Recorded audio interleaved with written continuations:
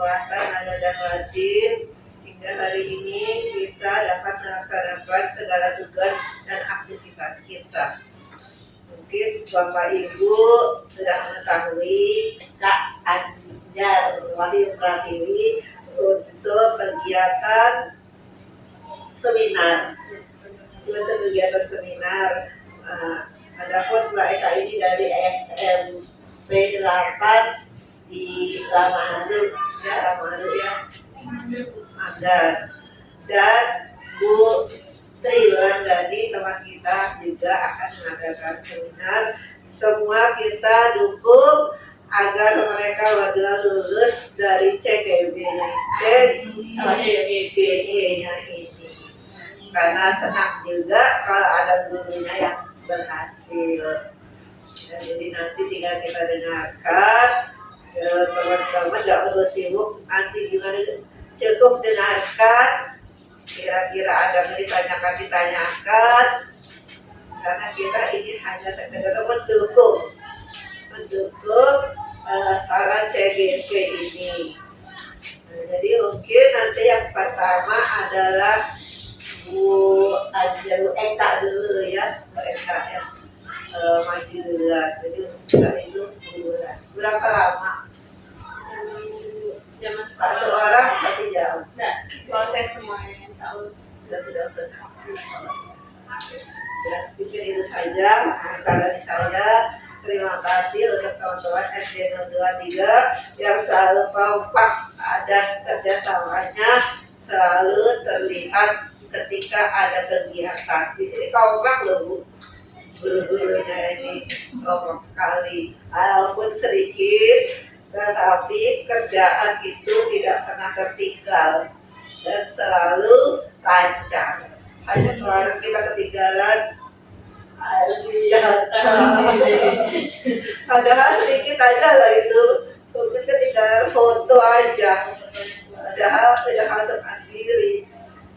Jadi mungkin itu saja, Ibu Eka bisa dimulai, silakan.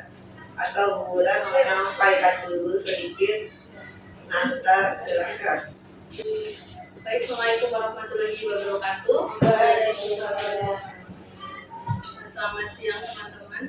Terima kasih sudah menyediakan waktu di sini untuk duduk bersama kami dari CGP Angkatan 9 Kota Balikpapan. Saya Ibu Bulan dengan teman saya, rekan sejawat saya yaitu Ibu Eka. Kami di sini nanti akan menyampaikan beberapa kegiatan-kegiatan yang sudah kami dapatkan di pelatihan guru penggerak, yaitu lebih tepatnya mengenai disiplin positif. Kita sering sekali mendengar apa itu disiplin positif, tapi sepertinya pemahaman kami dan pemahaman Bapak Ibu guru perlu disamakan gitu ya. Jadi biar sama-sama satu pemahaman seperti apa sih disiplin positif itu dan kenapa kami menularkan pengetahuan kami dari pelatihan guru penggerak mengenai disiplin positif ini, karena menurut kami sangat perlu ya bagi kita seorang pendidik dalam menghadapi anak-anak didik kita yang kebanyakan generasi digital, generasi Z, yang tentunya kita sebagai guru harus selalu upgrade diri atau mengembangkan diri. Baik, yang pertama nanti akan disampaikan oleh Ibu Eka. Di sini nanti ada beberapa bahasan. Mohon maaf jika agak menyita waktu pulang Bapak Ibu ya. Semoga dengan kesediaan waktu Bapak Ibu guru ini nanti juga bermanfaat bagi Bapak Ibu guru selama mengajar, ilmunya juga bisa dipakai.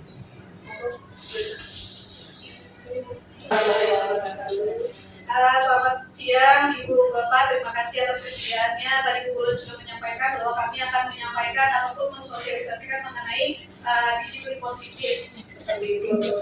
Untuk yang pertama, sebelum nanti saya masuk ke dalam pembahasan kita pada siang hari ini, saya mau bertanya dulu beberapa pertanyaan kepada Bapak Ibu guru. Untuk yang pertama, pemberian hukuman dapat mendisiplinkan murid. Nah, menurut Bapak Ibu, setuju nggak mengenai kata-kata yang sudah saya tuliskan tersebut? Ibu nggak setuju ya? Atau ada yang setuju? Ada yang setuju nggak, Bapak? Bapak setuju nggak? Apakah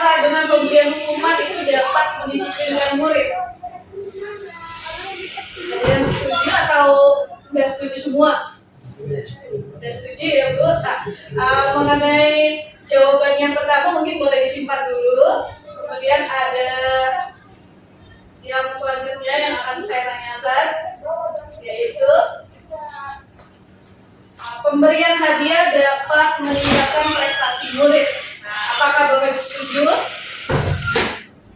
Bapak setuju nggak? Bapak sebagai validator di sini setuju? Setuju. Yang lain ibu-ibu mungkin setuju nggak dengan kata-kata saya ini? Pemberian hadiah dapat meningkatkan prestasi murid. 50-50. Yang tadi pun juga 50-50 ya. Gitu. Nanti kita simpan ya Bu ya, disimpan dulu jawabannya. Kemudian yang selanjutnya ada apakah guru harus dapat memberikan solusi terhadap setiap siswa yang bermasalah? Setuju nggak? Jadi semua guru ataupun Bapak Ibu guru ini harus dapat menyelesaikan atau memberikan solusi terhadap setiap siswa yang bermasalah. Setuju ya Bapak Ibu? Setuju ya Bu? Kemudian yang selanjutnya, apakah guru berperan sebagai teman untuk murid? Sangat setuju. Oh, sangat setuju ya. Atau ada yang nggak setuju mungkin? Nggak setuju ya.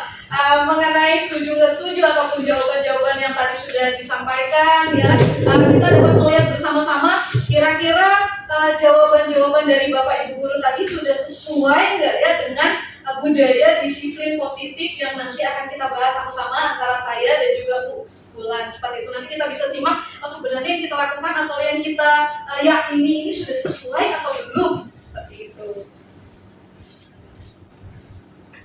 Nah, untuk pembahasan pada siang hari ini ada 8 topik ya Ibu Bapak. Untuk yang pertama itu ada perubahan paradigma belajar, kemudian yang kedua ada disiplin positif, kemudian ada nilai-nilai kebajikan, kemudian yang keempat ada kebutuhan dasar manusia, kemudian yang kelima ada motivasi perilaku manusia, yang keenam ada posisi kontrol guru, yang ketujuh ada keyakinan kelas, dan yang terakhir atau topik yang ke-8 adalah segitiga restitusi. Dari ke-8 topik yang ada di depan, kira-kira Bapak Ibu guru paling asing atau yang baru didengar oleh Bapak Ibu guru yang mana ya? Segitiga restitusi ya? Atau ada yang lain mungkin? Ada yang lain nggak? Segitiga restitusi ya? Apa sih segitiga restitusi? Kemudian penerapannya dan bagaimana? Atau sebenarnya kita ini sudah menjalankan atau belum? Seperti itu. Nah, nanti jawabannya ada di pembahasan yang akan kami bahas berdua seperti itu ya Bapak Ibu. Kemudian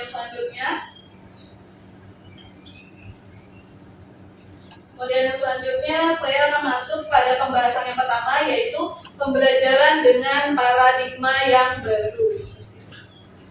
Nah, kita sudah masuk ke dalam pembelajaran dengan menggunakan kurikulum merdeka, di mana pembelajaran ini dirancang berdasarkan pembelajaran yang berdiferensiasi. Kita sering mendengar atau bahkan mengucapkan kepada siswa, nah pembelajaran kita ini menggunakan pembelajaran yang berdiferensiasi. Pertanyaan yang selanjutnya, pembelajaran yang berdiferensiasi itu menurut Bapak Ibu itu yang seperti apa?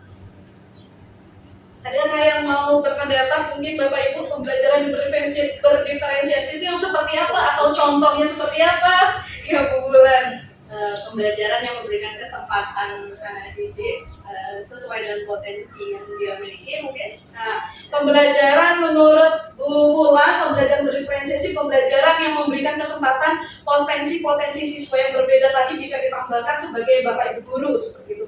Mungkin Bapak Ibu guru yang lain pernah mendengar atau bahkan sudah menerapkan pembelajaran berdiferensiasi itu yang seperti apa ya? Atau pembelajaran yang saya lakukan ini sudah berdiferensiasi kok? Nah, itu yang seperti apa menurut Bapak Ibu? Pembelajaran yang mengedepankan murid-murid ataupun berpihak pada murid seperti itu ya Bu. Nah, ada yang lain mungkin pembelajaran yang seperti apa ya? Pembelajaran yang berdiferensiasi itu different seperti pembelajaran yang menggunakan belajar melakukan pendekatan. Pembelajaran yang intinya dari awal sampai akhir harus ada pendekatan yang diberikan kepada siswa seperti itu ya Bapak Ibu. Nah, pembelajaran berdiferensiasi, pembelajaran dengan paradigma baru atau pembelajaran berdiferensiasi sesuai dengan kurikulum merdeka yang sekarang kita sudah terapkan, tentu saja memiliki tujuan tadi sudah disampaikan untuk mengalokasi potensi-potensi siswa yang berbeda, seperti itu ya kan. Kemudian apapun yang kita lakukan pasti berpusat ataupun berpihak pada murid seperti itu. Tujuannya kemana sih? Nah, tujuan dari pembelajaran dengan paradigma baru sesuai dengan kurikulum Merdeka tadi, kita merujuk supaya siswa-siswi kita atau murid kita itu memiliki profil pelajar Pancasila. Profil pelajar Pancasila itu ada 6. Pasti sudah setiap hari kita gaungkan, kita bahkan siswa dalam bentuk lagu sampai hafal seperti itu. Ada 6. Yang pertama ada beriman, bertakwa kepada Tuhan Yang Maha Esa, kemudian berakhlak mulia, kemudian yang kedua ada berkebinekaan global, kemudian ada bergotong royong, kemudian kreatif, bernalar kritis, dan juga mandiri seperti itu. Tentu saja siswa bukan hanya harus hafal mati nih lagunya, kemudian tulisannya, artinya, tapi juga kita terapkan dalam penerapan pembelajaran kita sehari-hari seperti itu. Nah, kemudian yang selanjutnya nih saya punya pertanyaan mungkin tapi harus berdua ya Bapak Ibu. Berdua lebih satu kemudian mungkin jauh lah. Bisa mungkin berdua. Ini permainannya seperti ini. Jadi nanti atau boleh berdua dulu Bapak Ibu. Ayo. Atau Bapak yang Panggung siapa? Aku dengan siapa? Kamu ya. Berdua-duanya mungkin bisa berdua. Ayo kita tantangan ini. Ya mungkin bisa berdua-duanya kanan kiri gitu. Seperti ini tipe ataupun gamesnya. Jadi Bapak Ibu kita tolong tangan kanannya coba di depan dulu, satu tangan kanannya, kemudian ya saya berikan berlian, misalnya seperti itu ya, kita ibu-ibu ya kan suka kan kalau dikasih berlian, kasih berlian, paku kuah, coba seperti itu. Kemudian Bapak Ibu menggenggam tangannya masing-masing. Andai kan ada berlian. Andai kan ada berlian digenggam sekuat tenaga, seperti itu. Kemudian teman sebelahnya makanya harus berdua, seperti itu. Nah teman sebelahnya dengan sekuat tenaga mau pakai cara apapun, diomel-omelin, contoh ya Bu ya. Kemudian digelitikin atau diapakan, supaya tangannya itu tadi bisa terbuka, seperti itu. Mungkin boleh dipraktekkan dulu Ibu Bapak. Mendekat. Iya berdua mungkin boleh ya kan. Kira-kira bisa terbuka Pak? Dengan sekuat tenaga kan tadi ada uangnya tuh di tangannya Pak Agung ya kan. Pak Agung simpan dengan sekuat tenaga, terus Ibu melakukan hal apa supaya bisa membuka, mau menggelitik, mau diomel-omelin, atau tadi ada kepala diintimidasi kalau nggak buka, seperti itu. Kira-kira gimana caranya supaya bisa terbuka? Apakah itu bisa terbuka atau enggak? Yang punya. Ya kan? Jadi tangan yang tergenggam atau diserahkan dengan sukacita, ya kan? Seperti itu. Sudah bisa apa ya mungkin? Sekarang ayo kita main ya. Ya main ya.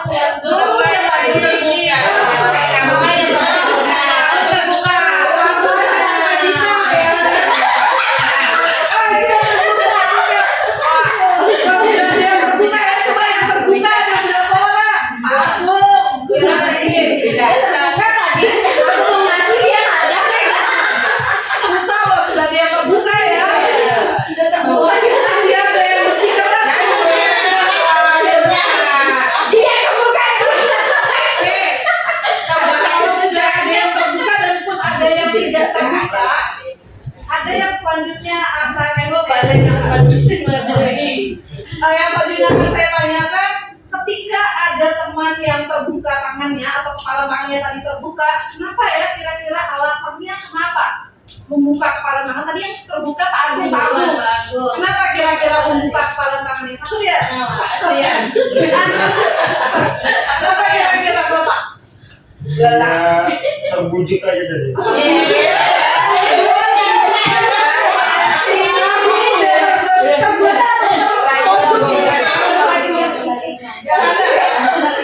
Kemudian ada yang saya tanyakan selanjutnya, apakah Anda atau teman Anda yang menutup kepalan tangan Anda atau masih menutup kepalan tangannya itu kenapa ya? Kira-kira tadi yang masih tertutup siapa ya? Ibu, kenapa masih tertutup tangannya, Bu? Apa yang tadi ya? Iya. Kurang mau dia ya kan? Ternyata sudah dia terbuka pun ada juga yang masih tertutup seperti itu. Dan pertanyaan selanjutnya, nah, dalam kegiatan ini tadi kita bisa mengetahui siapa sih sebenarnya yang memegang kendali ataupun kontrol untuk membuka dan menutup tangan kita tadi. Kira-kira siapa yang memegang? Diri sendiri ya. Ternyata kontrol mau kita membuka, mau bujukan mautnya kayak apa, ibu tadi nggak bisa terbuka loh, ya kan? Pak Agung nggak usah dibujuk, nggak usah dirayu, terbuka dengan sukacita seperti itu ya kan, menyerahkan uangnya kepada ibu seperti itu ya kan. Kemudian yang selanjutnya, nah, beberapa miskonsepsi tentang teori kontrol yang tadi sudah kita pelajari banyak sekali, ternyata di luar sana itu yang sebenarnya sesuai atau enggak ya teori kontrol ini. Nah, seperti itu. Ini yang pertama. Miskonsepsi mengenai kontrol yang pertama yaitu ilusi guru mengontrol murid. Pada ilusi ini kita tidak dapat memaksa murid untuk berbuat sesuatu jikalau murid tersebut memilih untuk tidak melakukannya seperti tadi, ya kan? Walaupun dengan sekuat tenaganya, akhirnya ibu tidak membuka kepala tangannya seperti itu. Mau dirayu, ayo bu, nanti makan siang dengan saya, nggak mau, ya kan? Seperti itu. Pak Agung nggak usah dirayu.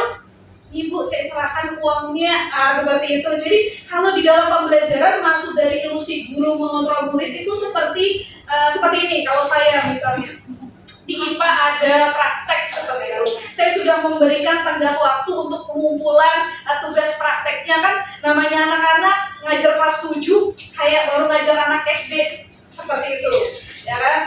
Nah, minggu depan tugas prakteknya dikumpul, seperti itu. Masih ada aja yang lelet 1-2 siswa itu tidak mengumpul seperti itu. Jadi kita sebagai guru itu berilusi bahwa kita itu mengontrol murid seperti itu. Padahal murid itu mau mengerjakan tugasnya itu bukan karena adanya kontrol dari kita sebagai bapak ibu gurunya, tapi lahir dari dirinya sendiri mau mengumpul tugasnya ataupun tidak seperti itu. Itu yang pertama. Kemudian yang selanjutnya, miskonsepsi tentang kontrol yang selanjutnya adalah ilusi bahwa semua penguatan positif itu efektif dan juga bermanfaat. Nah, di sini penguatan positif adalah bentuk kontrol yang diharapkan dapat mempengaruhi murid untuk mengulangi suatu perilaku tertentu. Kalau di SMP biasanya saya menggunakan soal poin. Nah, sebelum saya mendapatkan modul ini, saya pakai soal poin di IPA. Kan image-nya kalau IPA tuh susah, sulit, rumit, seperti itu ya kan. Jadi untuk memacu siswa untuk menyukai, untuk bersemangat dan bergairah terhadap pembelajaran IPA, saya melakukan soal poin seperti itu. Jadi ayo nak, siapa yang bisa mengerjakan soal ini, nanti ibu kasih poin 20. Nah itu berlomba-lomba, gak usah disuruh, saya baru mau masuk bel aja udah disusul saya. Bu ayo bu ajar, ayo kita mau soal poin. Nah seperti itu. Oh ternyata penguatan positif tadi kan berupa penguatan positif ya Bapak Ibu, berupa soal poin, ya kan, alurnya ke sesuatu yang positif seperti itu. Oh ternyata itu kurang tepat, bahwa yang dituju anak-anak itu bukan makna dari pembelajaran IPA, tapi mengejar soal poin yang saya berikan setiap pembelajaran saya berlangsung. Seperti itu. Jadi itu tidak benar dan harus kita luruskan bersama-sama seperti itu. Kalau di SD mungkin pemberian permen atau coklat, siapa yang bisa mengerjakan tugas nanti ibu kasih permen. Nah, bisa seperti itu ya. Jadi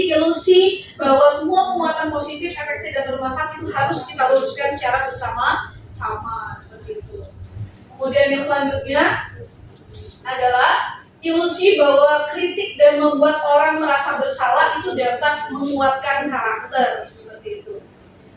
Kritik dan rasa bersalah mengontrol murid menuju identitas yang gagal, selalu merasa rendah, tidak berharga, dan mengembangkan dialog yang negatif.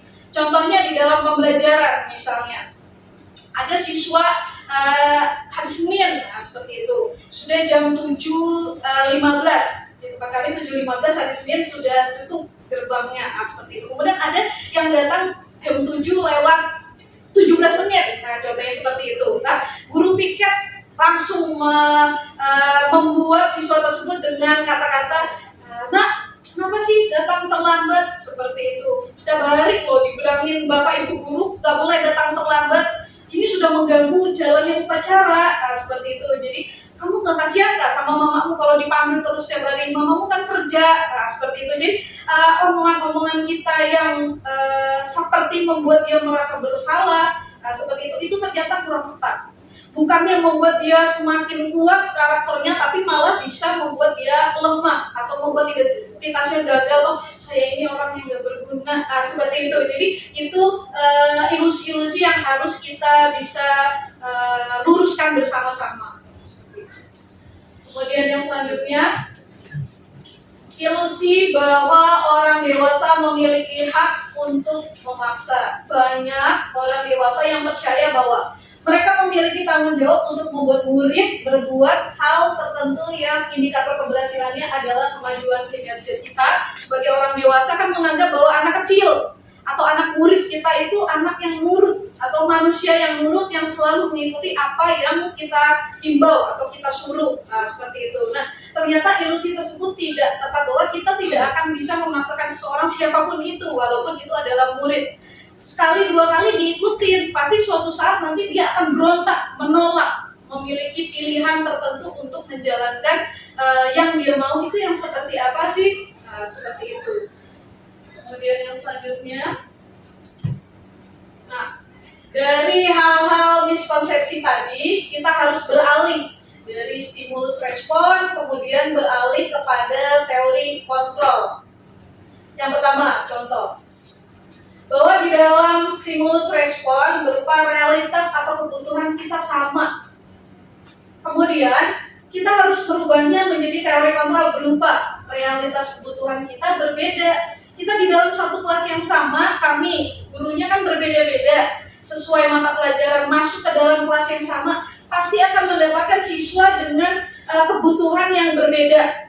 Ada anak-anak yang sangat agresif terhadap mata pelajaran IPA, tapi sangat tidak suka sekali dengan bahasa Inggris, seperti itu. Jadi kebutuhan siswa itu berbeda, bukan dari cara penyampaian gurunya aja, seperti itu, tapi juga dari diri siswanya itu memiliki kebutuhan yang berbeda sesuai dengan kodrat alam dan juga kodrat zamannya. Kemudian yang selanjutnya, stimulus respon berupa semua orang melihat hal yang sama. Kita harus merubahnya menjadi setiap orang memiliki gambaran yang berbeda. Contoh, sekarang di sekolah biasanya kan untuk ulangan kami menggunakan kertas, seperti itu, dengan soal berupa pilihan ganda, seperti itu. Sekarang mulai dirujuk kepada soal HOTS yang berupa isai, seperti itu. Kenapa harus isai? Kenapa kurikulum Merdeka malah menganjurkan atau menjalurkan kepada yang isai? Karena dengan soal isai tersebut, ya kan, kita dapat melihat anak ini sebenarnya paham seutuhnya atau gimana. Nah, kalau misalnya pilihan ganda kan pakai kode-kode BPA gitu kan mudah. Nah, kalau misalnya isai kan, kalau dia pun melihat jawaban temannya utuh dari atas sampai bawah, seperti itu ya Bu. Jadi bahwa kita harus melihat setiap orang itu memiliki gambaran yang berbeda, tidak perlu textbook. Seperti itu, jadi nggak mirip dengan yang di buku, nggak apa-apa kok nak. Seperti itu, yang penting pemahamannya tuh sesuai, seperti itu. Kemudian stimulus respon yang selanjutnya, ketika kita mencoba mengubah orang agar berpandangan sama dengan kita, kita harus mengubah bahwa kita berusaha memahami bahwa pandangan orang lain tentang dunia ini bisa berbeda, seperti itu. Kemudian yang selanjutnya, stimulus respon berupa perilaku buruk dilihat sebagai suatu kesalahan. Kita selalu menjudge anak-anak yang, saya contohnya, bolos. Biasanya saya langsung ngereak Bapak Ibu,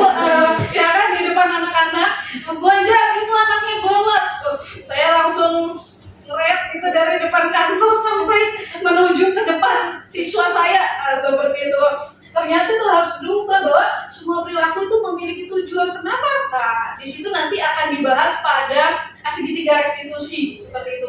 Kenapa sih sebenarnya?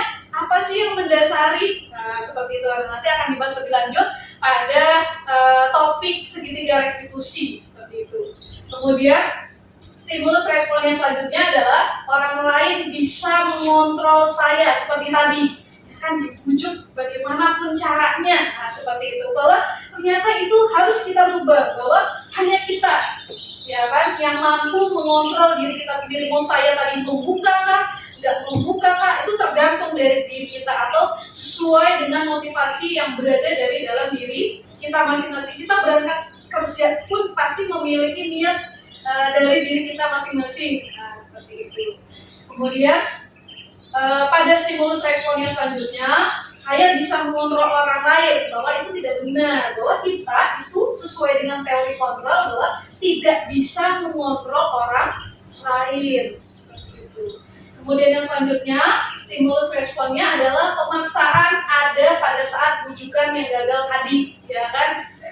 Setelah bagaimanapun caranya bujukan rayuan maut gak bisa, akhirnya dipaksa. Nah, tadi mungkin akan berbeda situasinya kalau yang memaksa bunda tadi ya kan mau gak mau dipaksa mungkin bisa gagal juga ya kan, dan akhirnya terbukalah tangan gitu tadi ya kan, bahwa teori kontrol yang sebenarnya adalah adanya kolaborasi. Nah, kalau misalnya bujukan kita tidak bisa kemulit, maka kita adakan pilihan-pilihan yang baru.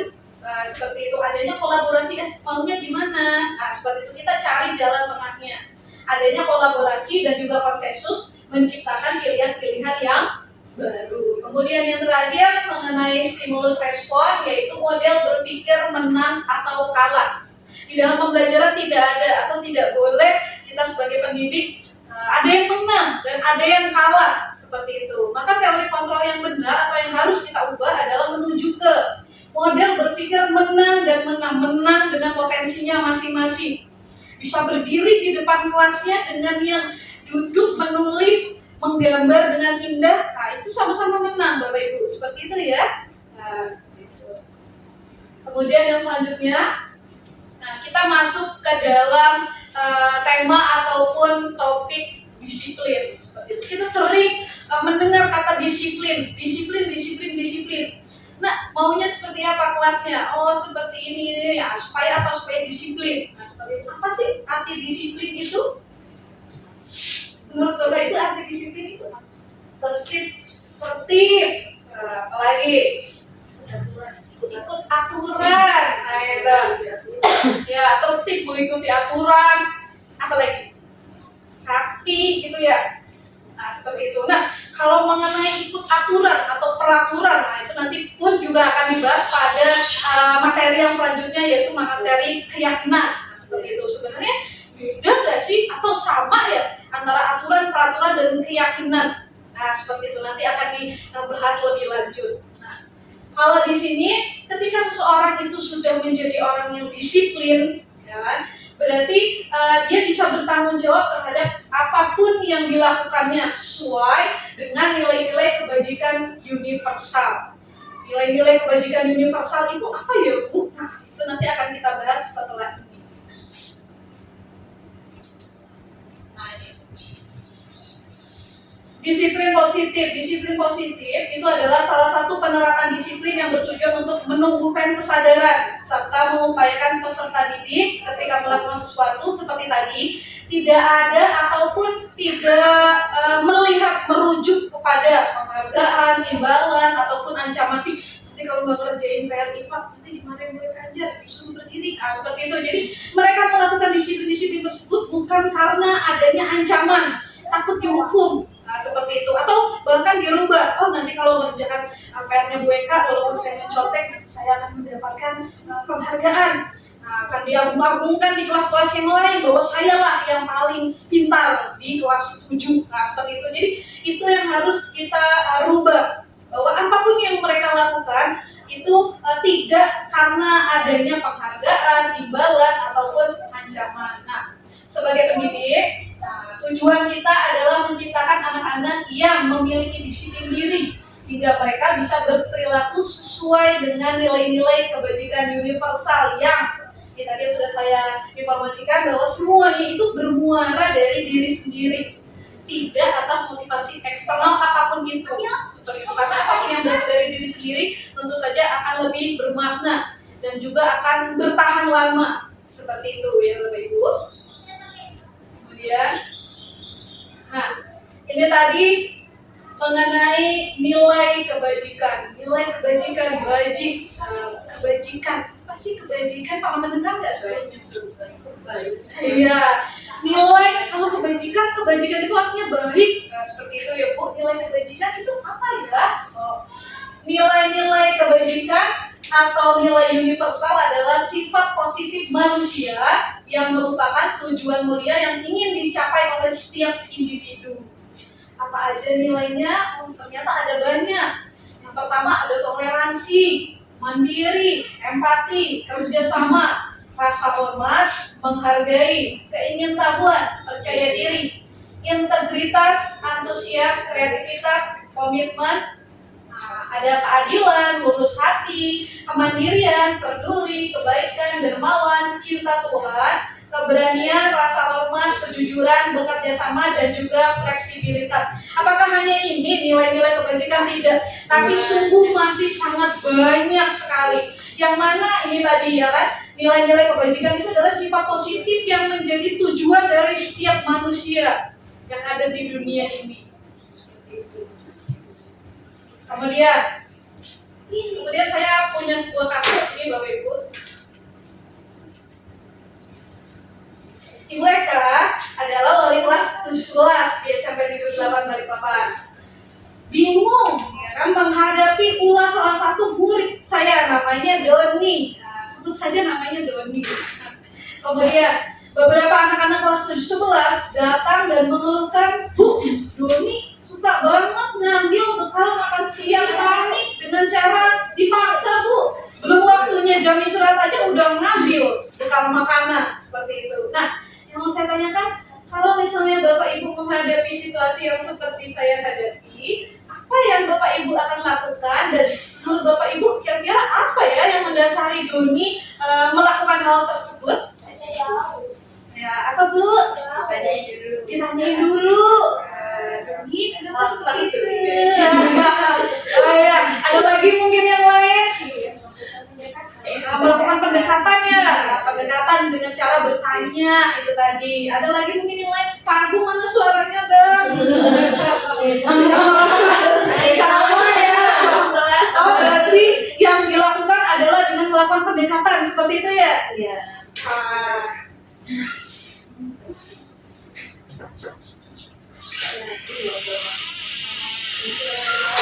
Nah, yang harus kita lakukan sebelum pendekatan itu terjadi ternyata adalah kita harus mengetahui bahwa kebutuhan dasar manusia itu ada. Seperti itu. Ya Bapak Ibu, jadi sebelum melakukan pendekatan kita harus tahu dulu bahwa kebutuhan dasar manusia itu ternyata ada. Seperti itu. Nih. 5 kebutuhan dasar manusia yang harus kita tahu secara bersama-sama. Yang pertama, kebutuhan dasar manusia adalah bertahan hidup. Kemudian yang kedua, kasih sayang dan juga rasa diterima. Kemudian ada penguasaan, kemudian ada kebebasan, kemudian ada juga kesenangan. Kira-kira menurut Bapak Ibu, dari 5 kebutuhan dasar manusia ini tadi, apa sih arti kebutuhan dasar manusia itu? Kebutuhan yang paling dasar dari manusia apa itu ya? Apa?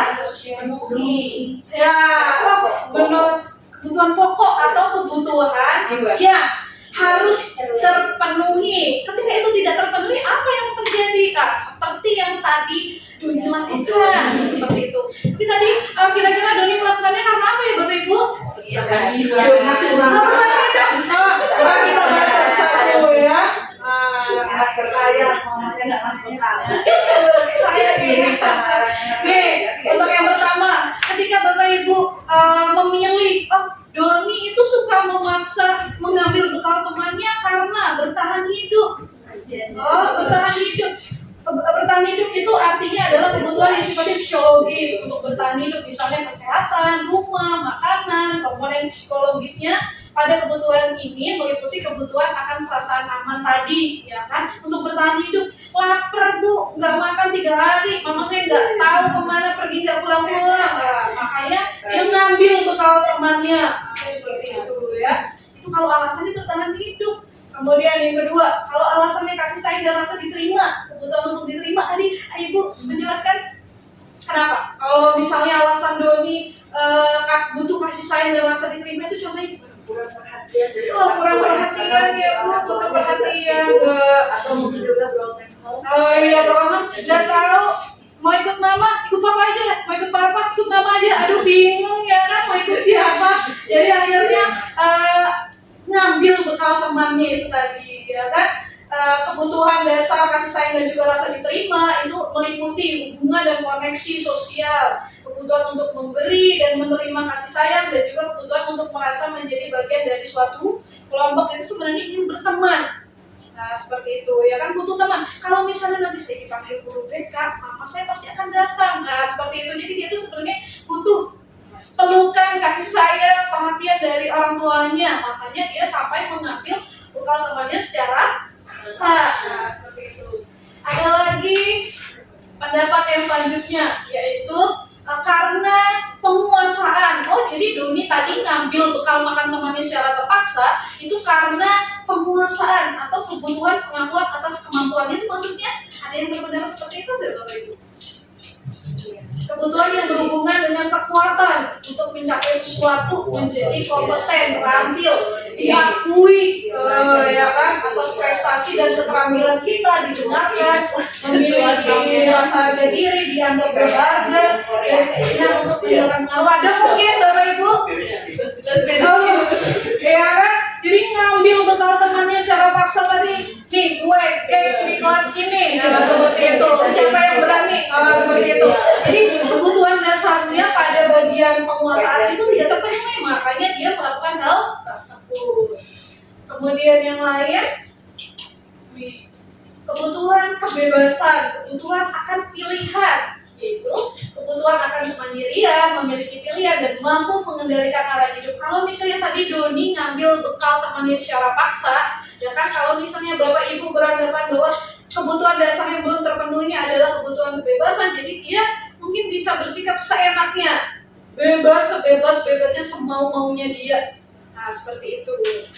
Kemudian ada lagi mengenai kebutuhan dasar kesenangan atau kebutuhan untuk merasa senang, kebutuhan untuk mencari kesenangan, bermain, dan juga tertawa. Jadi sebenarnya nggak punya niat tuh, jadi nggak berniat untuk ngambil bekal temennya. Oh saya sudah kenyang, nah seperti itu, saya punya uang saku banyak, nah, seperti itu. Jadi kamu ngambil apa?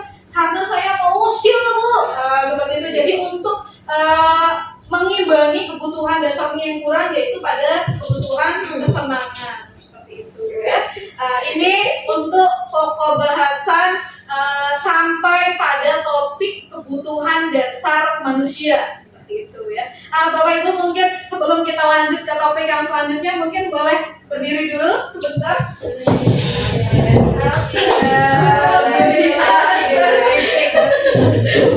Berdiri ya. Kita tepuk semangat, tapi mungkin bukan yang semangat ya, seperti itu ya. Jadi seperti ini, tepuk semangat, tepuk semangatnya, tepuk semangat. Aku bisa, kamu bisa, kita bisa, semangat. Itu bisa ya Bapak Ibu?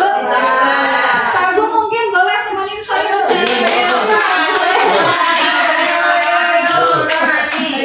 Coba sendiri soalnya kan. Ayo Bapak Ibu, mungkin sama-sama ya. 1, 2, 3, tepuk semangat. Aku bisa, kamu bisa, kita bisa, semangat. Aduh, Pak Agung, ada suaranya.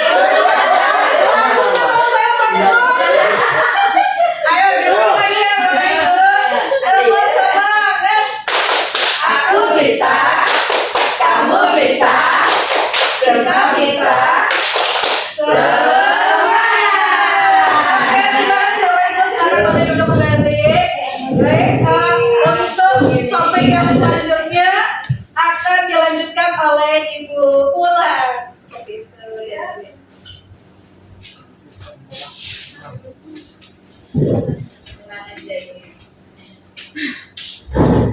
Baik, sudah refresh kembali ya Bu Ibu, soalnya ini materinya lumayan menguras energi dan tenaga.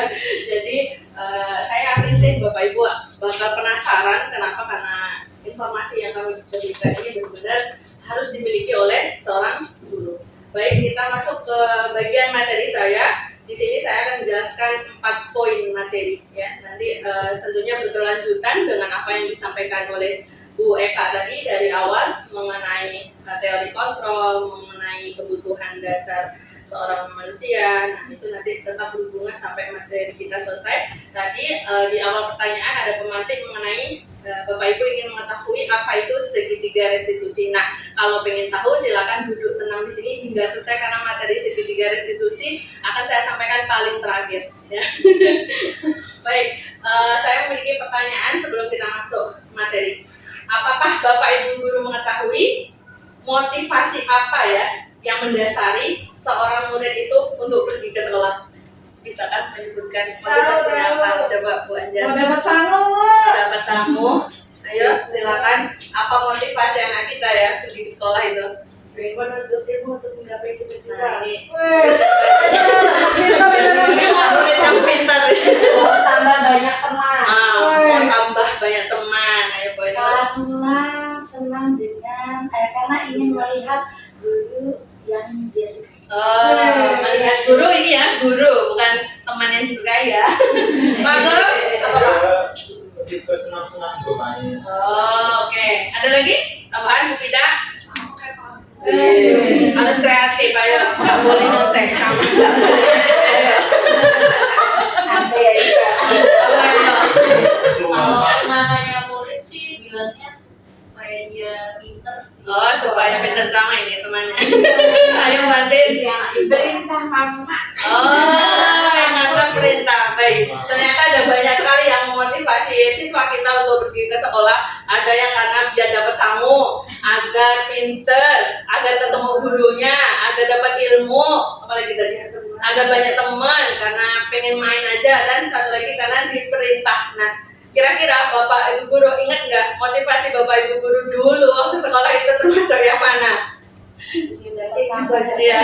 Oh, ingin banyak teman. Tetap ada yang positif, ada juga yang negatif. Nah, nanti kita akan bahas mengenai ini. Ternyata motivasi seseorang dalam melakukan sebuah tindakan atau perilaku itu ada dasarnya ya. Sama dengan kita saat kita bekerja itu juga punya motivasi. Apa sih motivasi Bapak Ibu guru harus bangun pagi, harus kita bekerja di SD kita ini dari pagi jam 7.15 sampai setengah 3 tetap bertahan, itu tentunya memiliki motivasi tersendiri. Setiap manusia, setiap murid itu memiliki perbedaan motivasi. Baik, kita akan pelajari 3 motivasi manusia. Nanti teori ini diambil dari ini, Diane Golson ini adalah apa ya, seorang pakar ya, jadi beliau seorang perempuan. Kemudian apa saja dari metode motivasi seorang manusia melakukan sebuah tindakan atau perilaku? Yang pertama, motivasinya adalah menghindari ketidaknyamanan atau hukuman. Ini bisa masuk ke motivasi yang diberitakan oleh Bu Antin, mungkin karena diperintah orang tua. Jika tidak berangkat, dia akan mendapatkan hukuman, mungkin omelan, mungkin, nah bisa jadi. Kemudian yang kedua, motivasi untuk mendapat penghargaan. Ini pasti ada ini. Penghargaan apa? Kalau kamu dapat ujian yang bagus, nilai bagus, nanti ibu kasih uang, ibu kasih ini, ibu kasih itu. Itu kadang-kadang ada orang tua yang seperti itu. Ada juga kita sebagai pendidik juga kadang-kadang maunya baik ya, tapi jadinya jatuhnya kurang efektif. Sama seperti tadi yang sudah dijelaskan oleh Bu Eka, bahwa mengiming-imingi seorang siswa dengan poin tadi ya, poin mengerjakan soal itu ternyata nggak efektif. Dia mengejar poinnya, bukan ngejar apa materi atau pengetahuan yang harus dia dapatkan. Kemudian yang ketiga, menjadi orang yang dia inginkan sendiri gitu loh. Nggak ada yang kontrol, nggak ada yang perintah, nggak ada motivasi dari eksternal atau apa namanya, dia ada motivasi intrinsik dari dia sendiri bahwa dia ingin merdeka, ingin menghargai dirinya sendiri. Dan dia percaya bahwa nilai-nilai yang dipercaya ini akan membawa ke keberhasilan. Nah, dari ketiga motivasi ini, motivasi tertinggi adalah di poin 3 ya. Bagian yang pertama ini adalah masuk ke motivasi eksternal, bagian yang kedua masuk eksternal, dan yang ketiga adalah motivasi internal atau dalam diri sendiri yang tadi dikatakan oleh Bu Eka bahwa motivasi internal itu akan bertahan lama tentunya. Jadi tanpa embel-embel ini tadi dari mendapatkan hukuman atau penghargaan, dia benar percaya bahwa dengan kemampuannya dia mampu melakukan tindakan atau perilaku tersebut. Kemudian selanjutnya Bu Eka tadi punya kasus, saya juga punya kasus. Jadi beberapa materi ke belakang ada beberapa kasus ya. Baik, kasusnya seperti ini. Iva kurang menguasai pelajaran matematika. Saat pelajaran berlangsung, ia banyak terdiam diri atau menggambar di buku pelajaran. Saat Pak Seno bertanya, Iva gugup dan tak sengaja menjatuhkan tasnya dari kursi. Tiba-tiba Iva gagap saat berupaya menjawab pertanyaan dari Pak Seno. Teman-temannya menertawanya. Pak Seno membiarkan teman-temannya tertawa dan malah menyuruh Iva berdiri di depan kelas sambil menunjuk hidungnya karena tidak bisa menjawab pertanyaan. Bahkan dari kejadian itu malah menjadikan kelasnya sangat gaduh, tambah lagi ketawa. Bayangkan murid kita suruh berdiri, terus disuruh begini dalam waktu yang lama, kasihan sekali ya. Jadi kalau melihat kasus ini, apakah Bapak Ibu guru mendukung ini ya? Tidak. Mendukung perilaku Pak Seno? Tidak. Yang benar Bu. Kalau berkali-kali Iva melakukan seperti itu, apakah Bapak Ibu guru tiba-tiba akan bersikap seperti Pak Seno? Tidak ya. Pasti kita punya sebuah kontrol diri untuk tidak melakukan itu. Baik. Ya. Mohon maaf di sini akan banyak foto saya. Apakah Bapak Ibu guru setuju dengan tindakan Pak Seno tadi ya? Tidak setuju. Adakah yang bisa memberikan alasan mengapa? Coba Bu Tia. Tidak memanusiakan manusia. Tidak memanusiakan manusia. Sangat mendalam sekali. Oke. Ada lagi Bu Pindah? Bahasa kasus persidangan. Oke. Jadi bilang Bu Pindah, seharusnya Pak Seno tidak bersikap seperti itu. Harusnya cari tahu dulu kenapa dia seperti itu. Ada lagi? Pak Agung? Membunuh karakter ya, membunuh karakter siswa. Oke, lanjut. Menurut Bapak Ibu, tindakan Pak Seno ini terhadap terhadap si IPA sebuah hukuman atau konsekuensi? Hukuman apa konsekuensi? Dia kan nggak bisa ngerjain terus disuruh berdiri, itu konsekuensi dia namanya ya. Hukuman. Oke, semua mengarah ke hukuman. Apakah Bapak Ibu guru pernah melakukan hukuman pada murid? Jujur, tidak pernah. Pasti ya, seorang pendidik itu pasti. Iya, pasti pernah. Tapi kalau misalnya tidak, kita saat ini harus banyak menghindari hal tersebut. Baik, kita akan bahas apa itu hukuman, apa itu konsekuensi, dan ini yang akan kita ambil restitusi. Nah, hukuman itu ini tentunya satu tadi yang dikatakan oleh Pak Agung, dia akan membunuh karakter siswa. Jadi bukan malah mendisiplinkan, tapi malah membunuh karakter dia dalam jangka panjang. Bayangkan dalam jangka panjang dia akan nurut, tapi ya gitu akan memberikan efek-efek yang tidak baik pada karakter mereka. Nah, contoh kalimat pada hukuman. Awas kalau kamu lakukan lagi, nanti awas kamu. Seperti itu ya. Kalau kita sudah marah pada anak murid sudah benar-benar emosi. Kemudian hukuman ini nanti akan menjadikan sesuatu ini sangat menyakitkan ya. Jadi sebuah hukuman itu membuat anak itu menjadi sakit hati, kemudian tidak nyaman. Kemudian murid itu akan membenci sebuah peraturan. Kemudian dia akan merasa marah, merasa bersalah, rendah diri, mengasihkan diri, tapi tidak ditunjukkan pada kita. Bayangkan dia akan menutupi semua itu. Kemudian kalau konsekuensi dengan restitusi, pasti ibu akan memilih yang mana? Baca dulu. Ayo. Kalau hukuman ini sifatnya satu arah. Kalau konsekuensi ini satu arah atau dua arah? Pilih yang mana kira-kira? Pasti milih ke restitusi ya Bapak Ibu. Kalau konsekuensi ini anak disuruh tahu apa tanggung jawabnya dia. Jadi misal kamu nggak ngerjakan PR, berarti kamu kok nggak ngerjakan PR ini gimana? Udah kerjakan sudah cepat, ibu tunggu. Nah seperti itu tuh konsekuensi.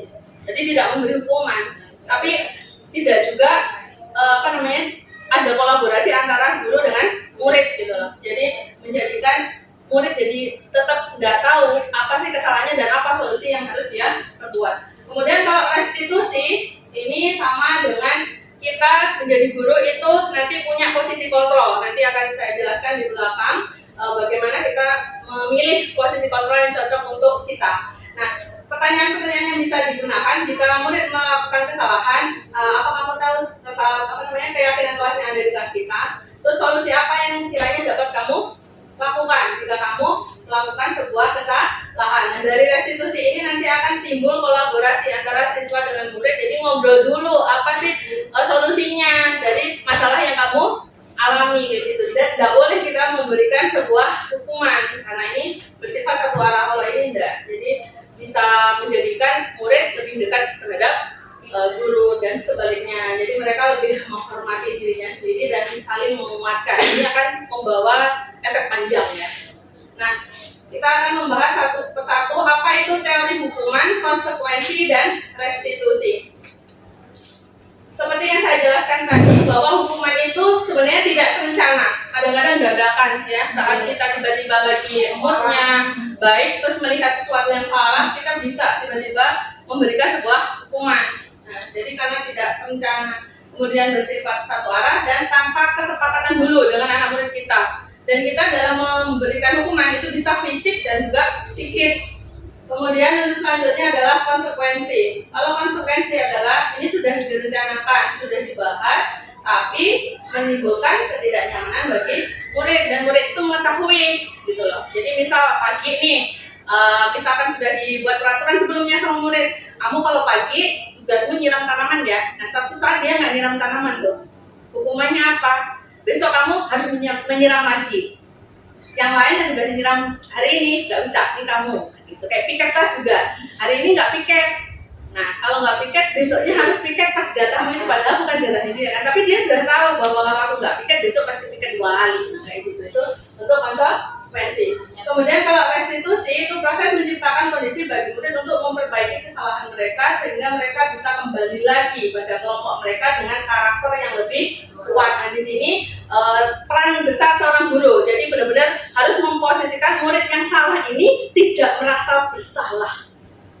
Kesalahannya ini distabilkan dulu. Nah, nanti bagaimana cara menstabilkan sebuah permasalahan akan kita bahas selanjutnya. Baik, untuk restitusi ini ada beberapa manfaat ya. Nah, dalam restitusi ini prosesnya kolaboratif, mencari solusi apa dan bagaimana yang mereka inginkan. Kemudian restitusi bukan untuk menebus kesalahan, tapi belajar dari kesalahan dan fokus pada solusinya. Restitusi memperbaiki hubungan antara murid menjadi seorang yang jujur dan murid bisa mengevaluasi diri sendiri. Kemudian yang selanjutnya restitusi ini adalah tawaran dari guru pada murid, jadi bukan sebuah paksaan. Restitusi juga bisa menguatkan dan fokus pada karakter anak, jadi bukan tindakannya. Kemudian yang terakhir restitusi menuntut untuk melihat ke dalam diri dan mencari kebutuhan dasar apa sih sebenarnya yang harus dipenuhi oleh anak ini tadi. Nah, tadi sudah dijelaskan oleh Bu Anjar ya bahwa kebutuhan dasar manusia itu ternyata ada 5 dan itu semua harus terpenuhi. Kalau tidak, itu tadi anak pasti akan membuat permasalahan. Dan jujur, saya baru tahu sekarang. Jadi saat anak mengalami sebuah permasalahan, kita benar-benar harus bahasa Jawanya dipetani ya, benar-benar diperhatikan betul ini anak ini benar-benar apa sih sebenarnya yang kamu mau gitu loh, apa sih kebutuhan dasar yang nggak kamu penuhi kok sampai seperti ini gitu. Ternyata dari 5 itu tadi, kalau dari 5 ini tidak terpenuhi 1 saja, mereka akan melakukan sebuah permasalahan. Jadi kalau bisa kita memandang anak salah itu jangan dipandang dari sudut pandang kita, tadi kan sudah dijelaskan ya, harus memandang dari sudut lain seperti itu. Kemudian lanjut, maaf ada saya lagi. Jika disuruh memilih, Bapak Ibu akan memilih memberi hukuman atau penghargaan kepada seorang anak. Ngasih apa nih?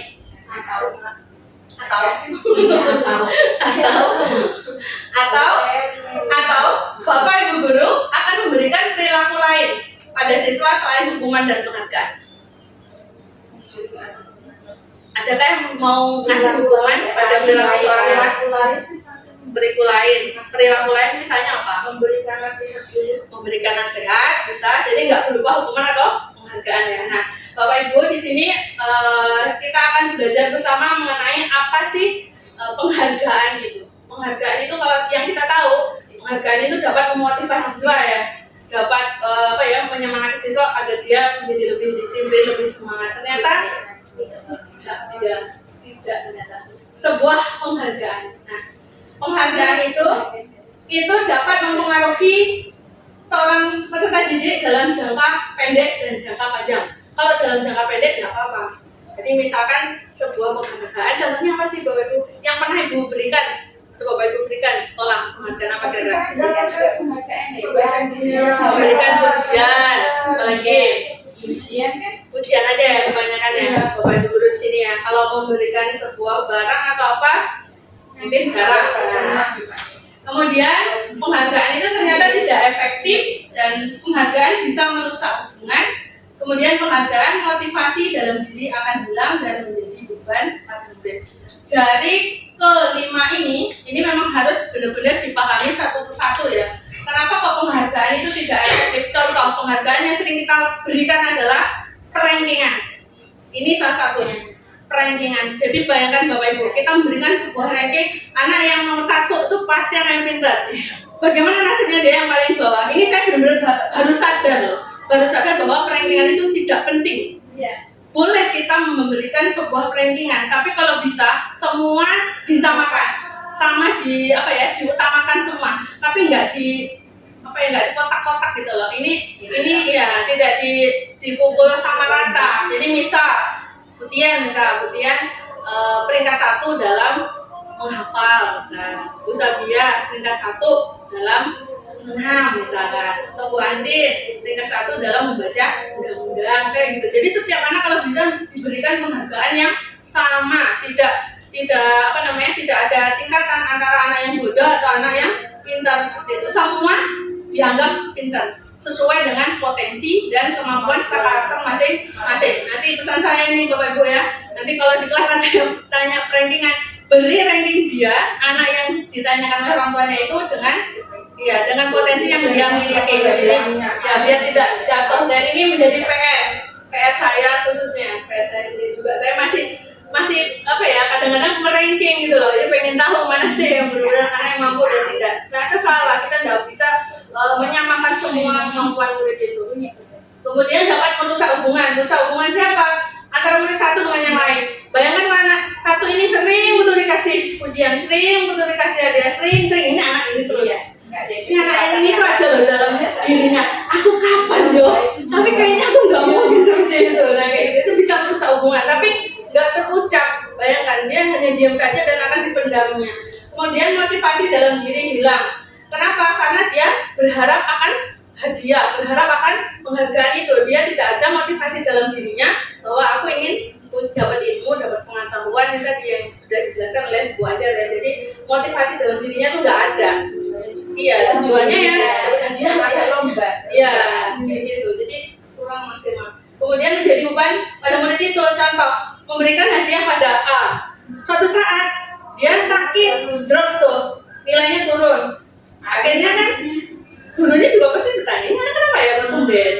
Orang tuanya juga. Jadi akan menjadi beban pada murid bahwa dia akan harus menjadi seorang yang terbaik. Bayangkan itu akan dia pikirkan.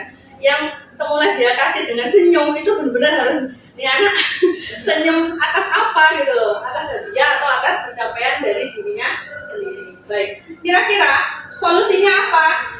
Dari kita memperhatikan baik buruknya sebuah penghargaan ini, salah satunya tadi ya sudah disebutkan oleh Bu Tian, hanya memberikan sebuah penghargaan berupa nasihat, pujian di dalam satu kelas itu kalau bisa porsinya sama, jadi jangan ditutup terus. Kasih ya. Kemudian selanjutnya ada kasus lain. Ibu Anas guru kelas 2 mendapatkan masalah. Murid-murid tidak bisa tertib saat masuk kelas.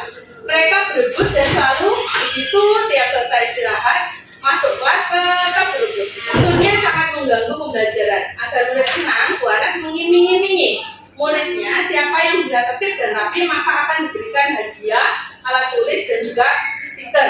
Dan Bu Anas berhasil minggu.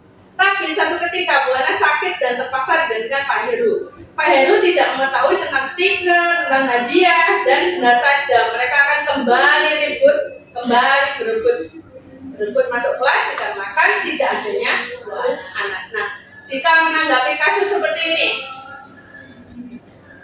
berdasarkan teori motivasi yang disampaikan tadi kan ada motivasi ada berapa Bapak Ibu? Ada 3 ya.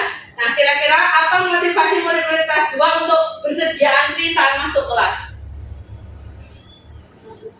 Apa tadi motivasi kan ada 3 tuh tadi? Iya. Apa saja tadi tuh? Dapat hadiah, menghindari hukuman, dan yang ketiga motivasi dalam diri sendiri. Nah, ini kalau kelas 2 ini tadi dia termotivasi, dia antri karena apa? Ya, mau dapat apa? Hadiah dan stiker ternyata. Nah, menurut Bapak Ibu, adakah cara lain agar murid kelas 2 ini bisa mengantri tanpa diberikan penghargaan? Ayo, Bu Guru kelas 2, coba Bu Pida. Kira-kira gimana caranya membuat anak ini paham mengenai antri tanpa diberikan penghargaan apapun?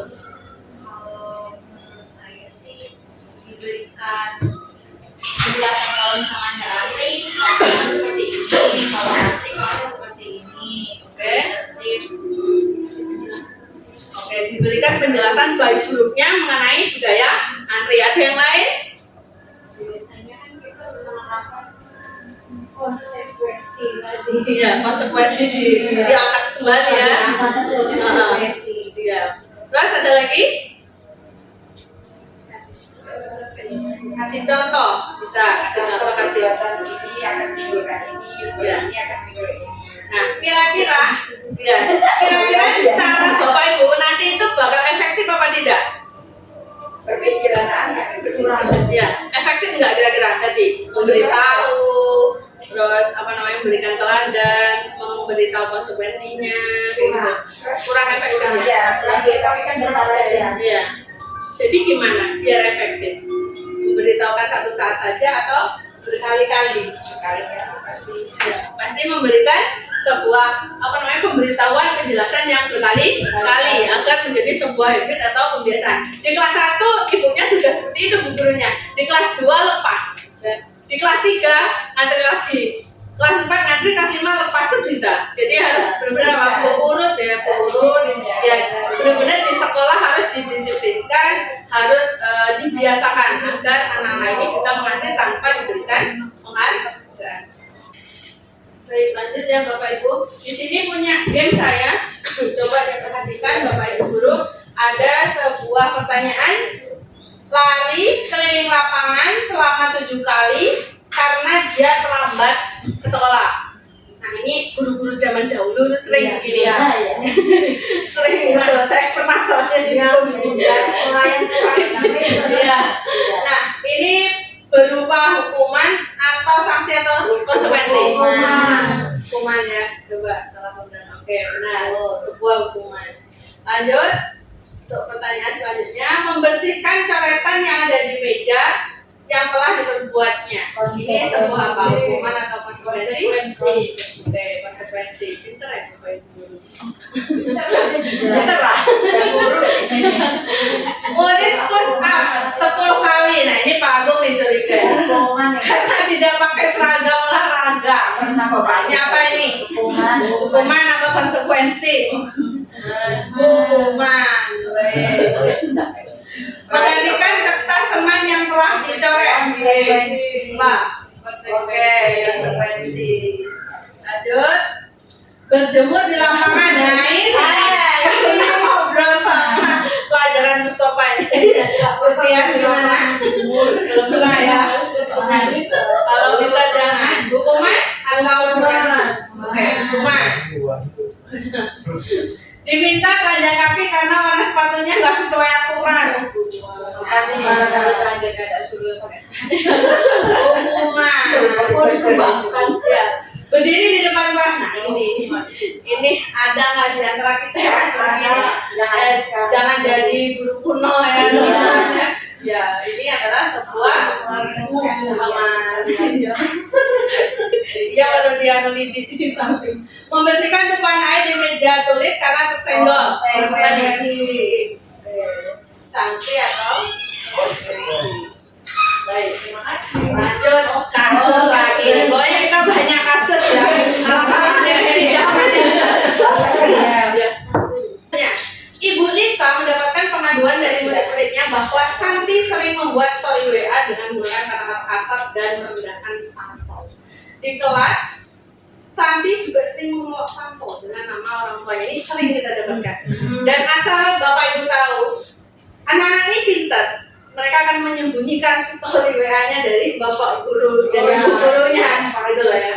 Nah, jika melihat kasus dari Ibu Lisa ini,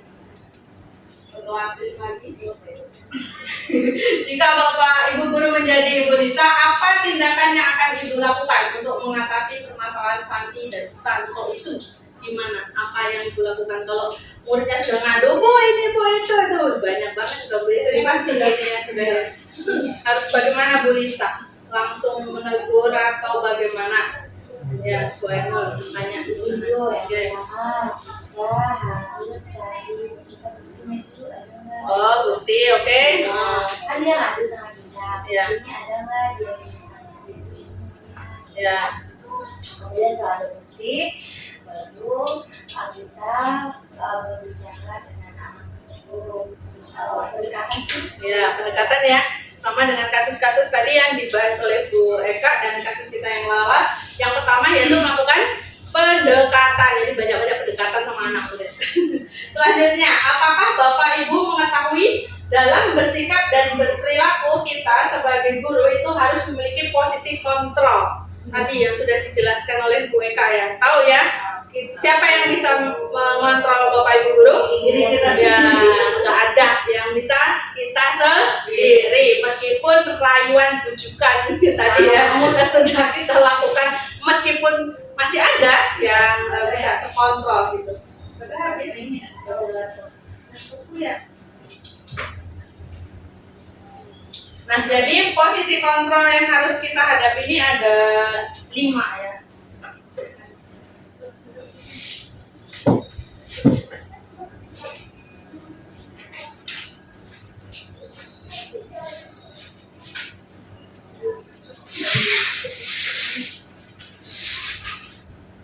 Baik, posisi kontrol kita sebagai seorang guru. Masuk. Sudah. Masuk lagi guys. Masuk. Yang bawah. Udah. Udah. Oke. Posisi kontrol sama dari Diane Gosen tadi teori motivasi juga dari beliau, sekarang posisi kontrol juga dari beliau. Ada berapa posisi kontrol sebagai guru? Yang pertama, posisi kontrol sebagai seorang guru yang penghukum.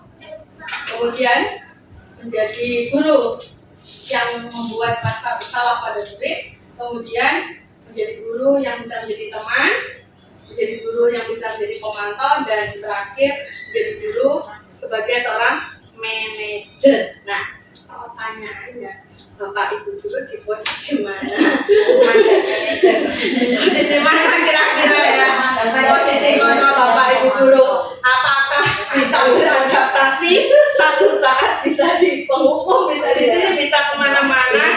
Membuat rasa bersalah kita nggak sadar. Iya, tanpa sadar kita bisa di posisi ini ya. Kontrolnya belum punya. Iya, nah semua ini bertujuan untuk dapat menghasilkan murid yang bertanggung jawab dan merdeka. Sebenarnya semua bermuara ke sana, tapi ada beberapa posisi kontrol yang harusnya tidak kita pilih. Dan posisi kontrol yang paling tinggi yang harus kita miliki adalah posisi manajer. Kalau bisa kita mengarah ke sana. Ya. Baik, akan kita kenali bagaimana sih sebagai guru yang tipe-tipenya menghukum. Nah, suka kalau ngatasi masalah anak ini suka mengucapkan kalimat-kalimat berikut. Atau ibu ya, ini sudah aturan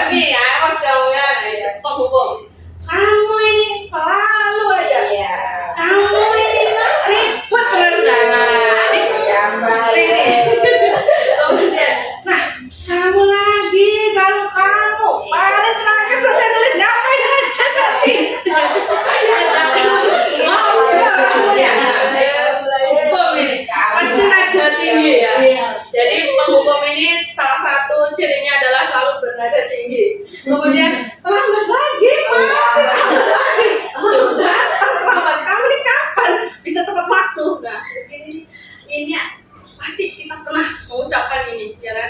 Nah, jadi dari sekarang kita jadi tahu kan, ternyata kita di posisi kontrol yang ini. Bayangkan tadi aja disuruh milih yang manajer, tapi pada saat di lapangan itu bisa kita masuk ke posisi kontrol tersebut ya. Iya. Iya, nggak sadar. Iya, saya sangat memahami itu. Nah, ini yang dikatakan Bu Sabiah tadi ya, kadang-kadang kita bisa di posisi pembuat rasa bersalah ini kalau ngomong nggak kencang, musuh tapi nyakitin, nyakitin sekali. Kalau ngomong nggak sampai kedengar, nggak sampai, tapi benar-benar nyakitin anak murid. Nah, ibu ini sakit loh ngomongnya. Kamu udah kasih ini itu kok. Ada itu ngomongnya pelan, kamu kok begini. Terus kan sih gue ini kasih tahu ya ini padahal itu kelihatannya sabar ya tapi menusuk. Terus bagaimana coba sih ya kalau orang tua kamu tahu ini kalau kan orang tua bisa nggak diawas sama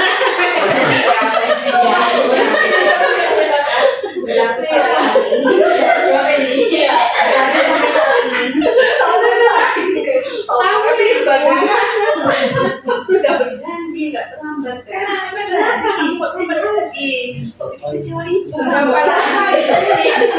Iya. Itu pokoknya ngomongnya nggak kenceng, mukanya bisa senyum, tapi membuat anak menjadi bersalah. Kemudian nah ini tipe teman. Siapa ini? Kalau ngobrol apa ya berusaha dekat dengan bahasa mereka. Ayolah nanti ibu dengar apa loh. Coba kamu tenang, diam. Jadi itu kayak gitu sering ini. Iya. Iya. Ayolah kalian ingat itu kan sering bantu kamu. Masa sekarang sudah dibaca mau sih dari gitu posisi teman bisa aja. Ya sudah tidak apa-apa. Bisa terlambat sudah apa sih? Masuk ke badan sudah nggak apa-apa. Kemudian bagaimana sih kamu terlambat lagi? Nggak apa-apa duduk sudah nggak apa-apa. Duduk lagi duduk ya.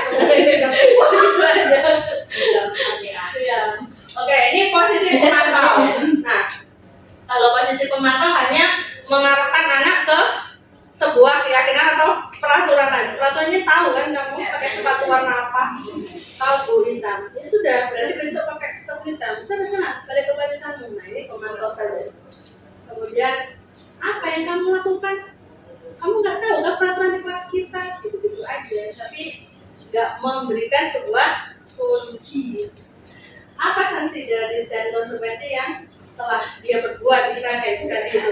Ya kayak misal tadi kan yang sudah saya contohkan saat dia menumpahkan air sudah bersihkan sudah gitu aja. Bu aku nyadar buku cat sudah ganti sudah ini buku ini ganti. Bu aku ini ya sudah ini aja sudah ya pokoknya biar beres sudah selesai gitu. Kemudian ya apa akibatnya kalau kamu melakukan perbuatan itu sama ya, jadi dia cuma diarahkan untuk mengetahui konsekuensi atau akibat yang telah dia berbuat tanpa diberikan solusi. Baik, nah ini posisi tertinggi yang harus kita miliki adalah posisi manajer.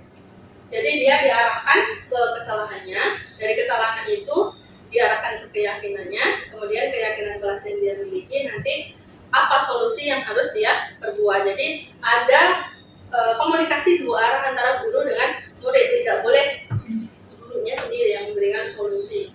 Apa kamu tahu keyakinan kelas kita? Jika kamu meyakini, apakah kamu bersedia memperbaiki kesalahanmu?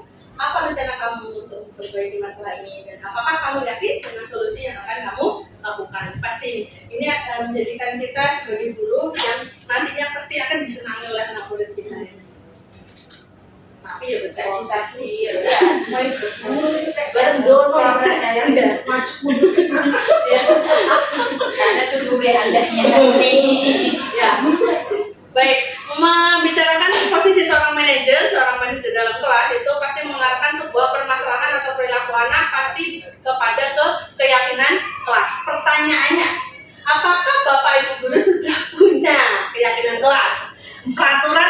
keyakinan di kelasnya masing-masing? Lanjut, yang sudah punya siapa? Di kelas siapa yang sudah punya? Yakin kalau bisa gitu Kak. Keyakinan kelas itu pengganti sebuah peraturan. Ya, kalau peraturan kan mengharuskan anak untuk benar-benar menaati dengan ibaratnya dengan faktor eksternal. Kalau keyakinan ini tidak. Apakah Bapak Ibu guru sudah menyusun? Belum ya. Belum. Nah, nanti ini PR-nya untuk tindak lanjut kita adalah menyusun. Menyusun. Tidak ada kelas. Peraturan Iya. tidak ada terpampang. Iya. Keyakinan sama peraturannya harusnya terpampang. Iya, betul. Menurut Bapak Ibu guru efektif mana antara keyakinan kelas atau sebuah peraturan? Keyakinan kelas. Jelasnya keyakinan kelas ya, bukannya dia lebih fleksibel tidak, tapi kalau peraturan itu benar dengar aja sudah itu benar-benar harus ditaati, kalau enggak benar-benar sanksi akan kamu terima gitu. Baik, kita akan bahas mengenai keyakinan kelas. Nah, keyakinan kelas itu apa sih?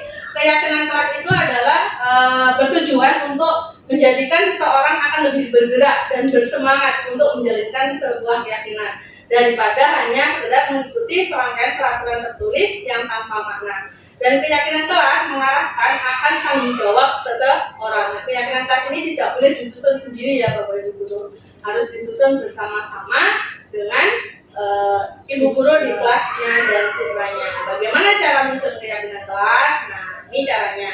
Cara menyusun keyakinan kelas, nanti arahkan anak murid Bapak Ibu guru ini untuk menyebutkan peraturan-peraturan yang dia tahu di sekolah kita. Contoh apa peraturannya? Kalau yang Bapak Ibu guru tahu, satu, memakai seragam lengkap.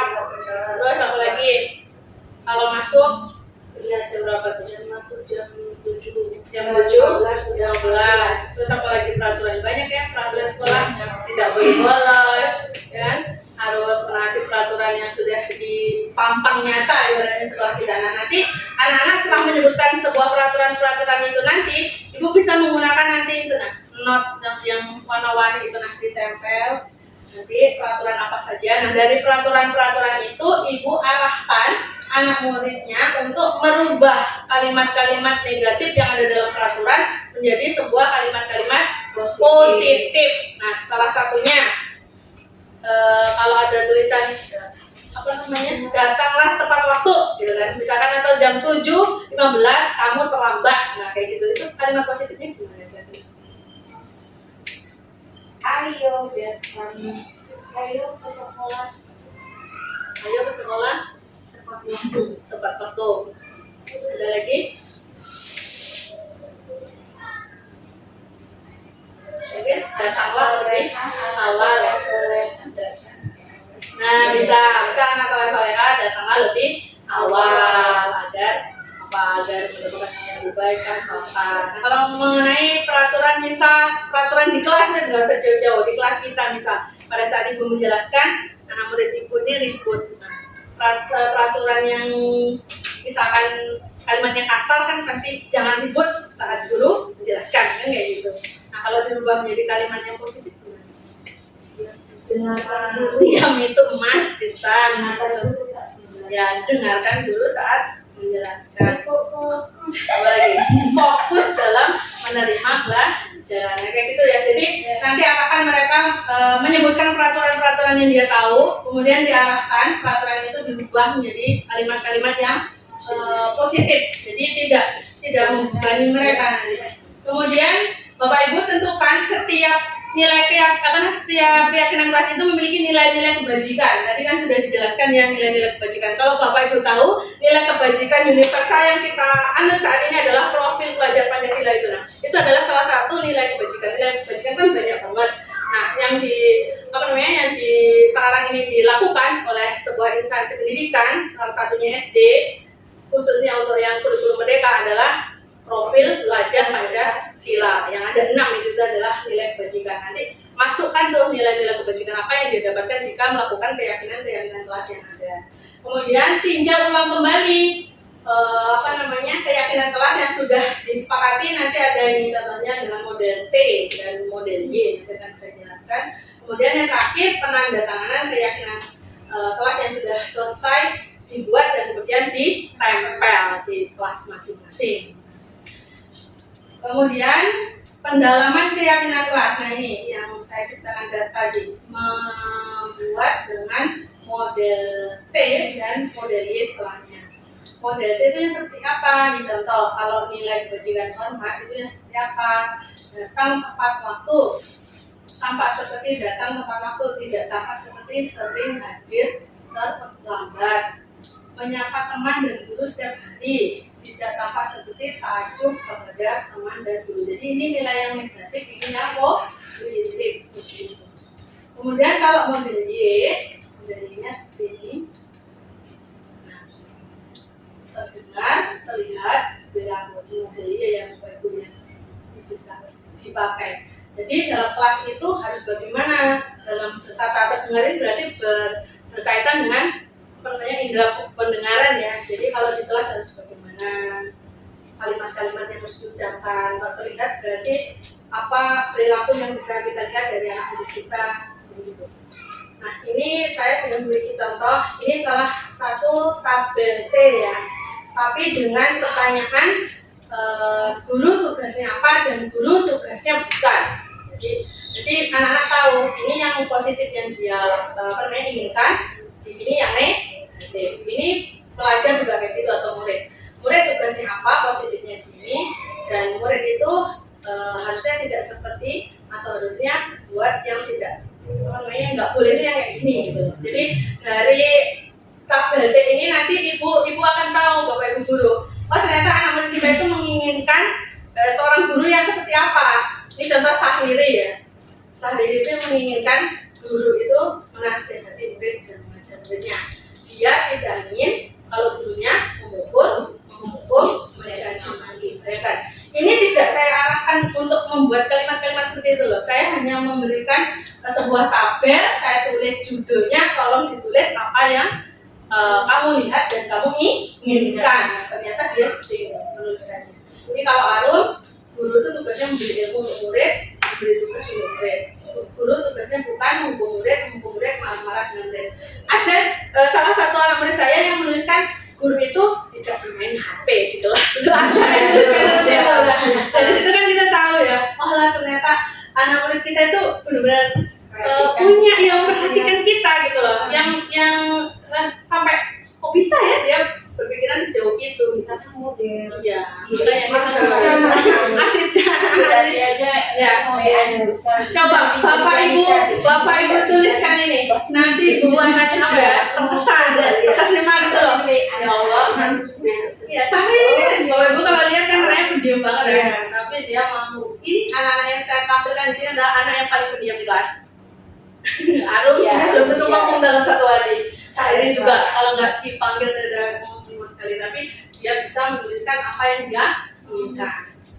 Baik, di sini ini saya mencoba penerapan keyakinan kelas yang ada di kelas saya, meskipun kalau secara teori seperti itu ya, tapi secara prakteknya memang karena mungkin belum terbiasa, jadi harus setiap tahun kalau Bapak Ibu mengajar kelas kan pasti ada kita calling kelas, itu benar-benar harus dilakukan yang pertama kali nih keyakinan kelas atau kesepakatan kelas. Jadi nanti akan didapatkan sebuah keyakinan yang ini dua arah, kolaborasi antara guru dengan murid, maka dia akan melakukan hal ini. Nanti kalau misalkan dia sama gurunya ngomong bentar-bentar, ingatkan lagi, ayo kamu ingat gak apa yang kelas setiap kemarin, oh iya bu harus sopan sama guru.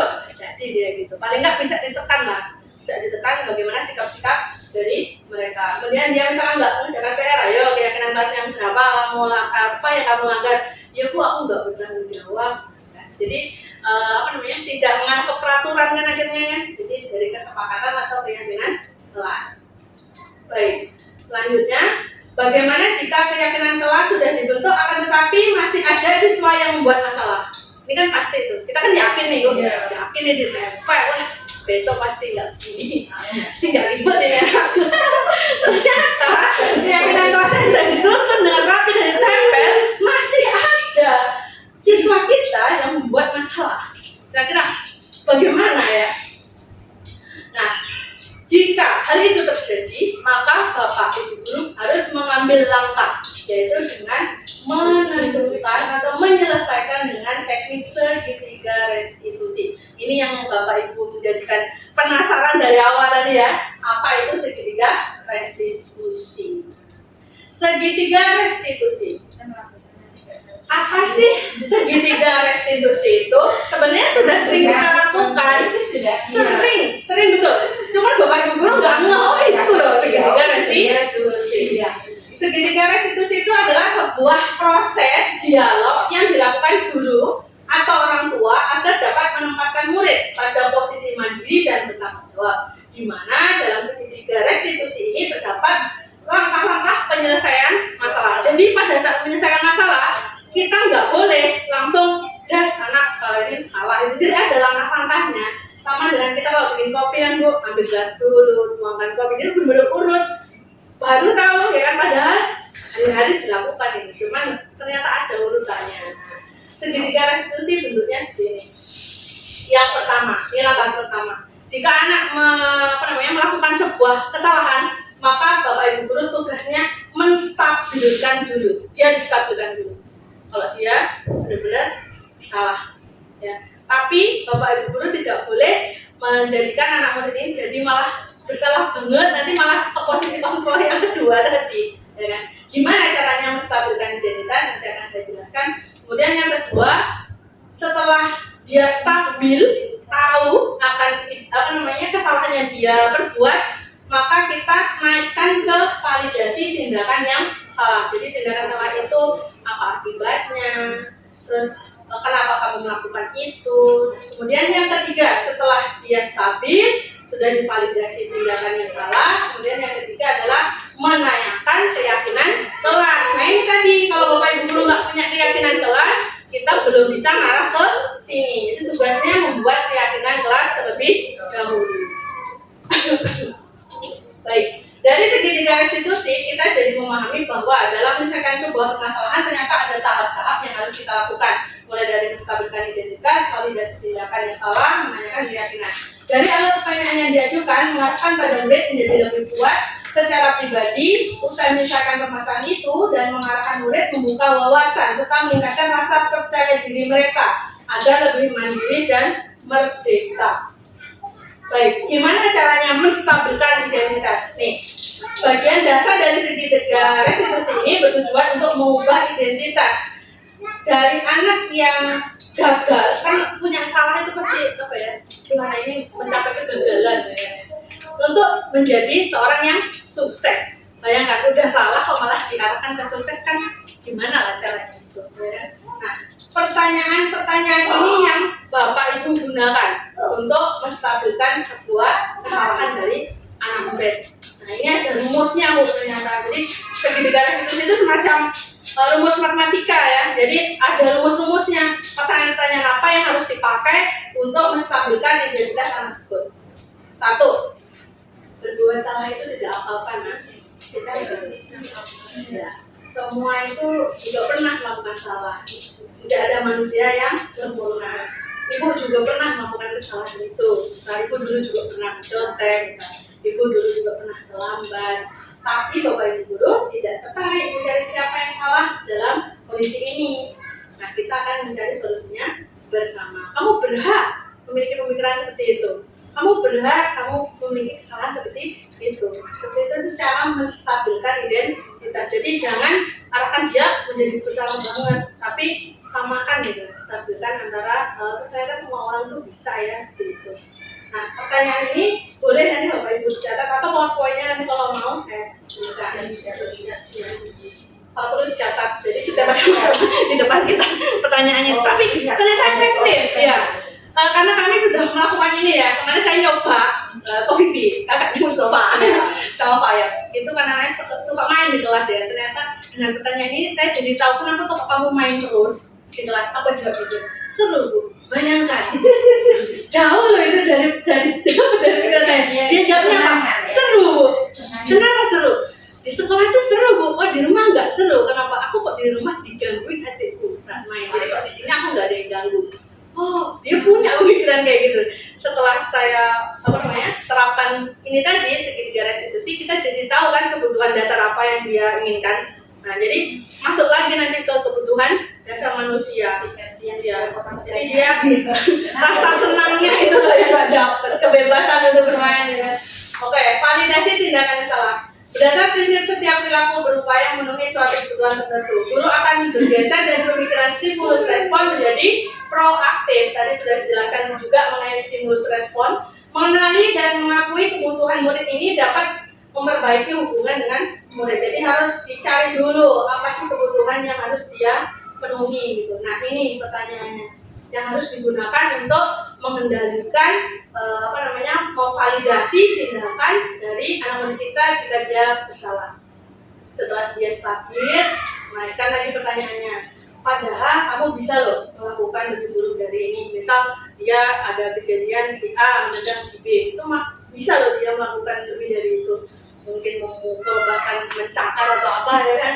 Terus kamu pasti punya tuh, apa sih alasanmu kamu melakukan hari ini. Terus kamu patut bangga pada dirimu sendiri karena kamu telah melindungi sesuatu yang penting buat kamu.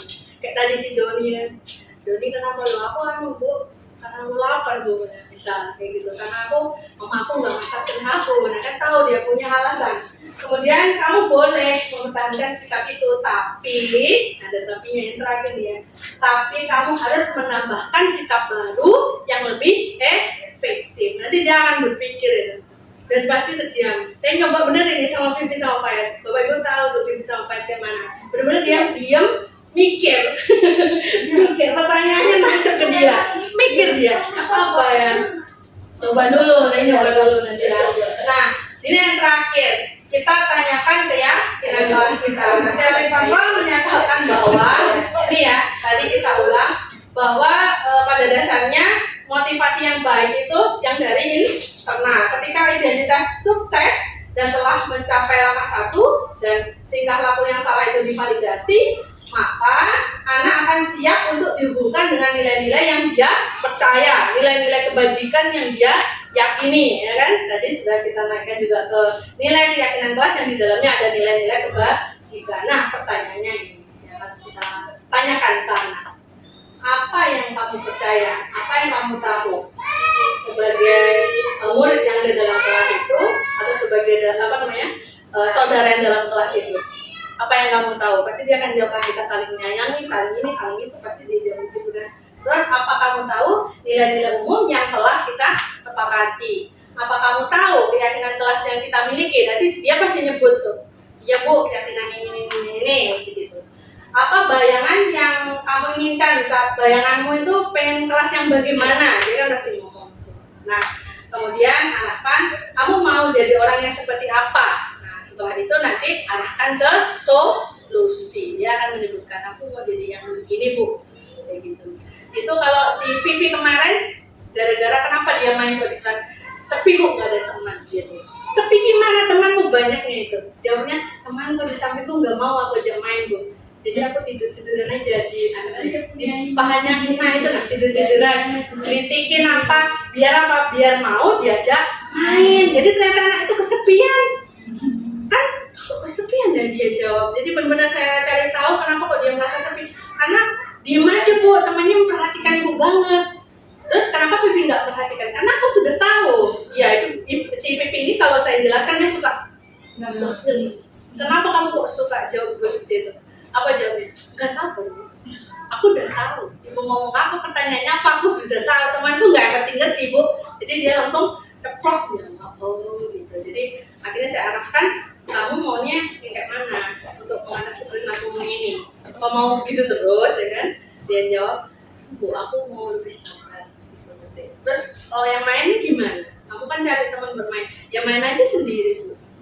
Gambar aku bayangin aja Bu, bayangin kamu ada temen hayalan misal, ya bayangin aja kalau aku ada temen gitu, pokoknya sendirian aja, gak usah sama yang lain, gak ganggu gitu. Tapi kan kita juga harus mengarahkan solusi yang dia buat pun juga gak harus tetap kita iakan ya, benar-benar kita diarahkan untuk solusi yang sudah dia ambil itu diarahkan ke arah ke nilai kebajikan dan nilai keyakinan yang dia percaya.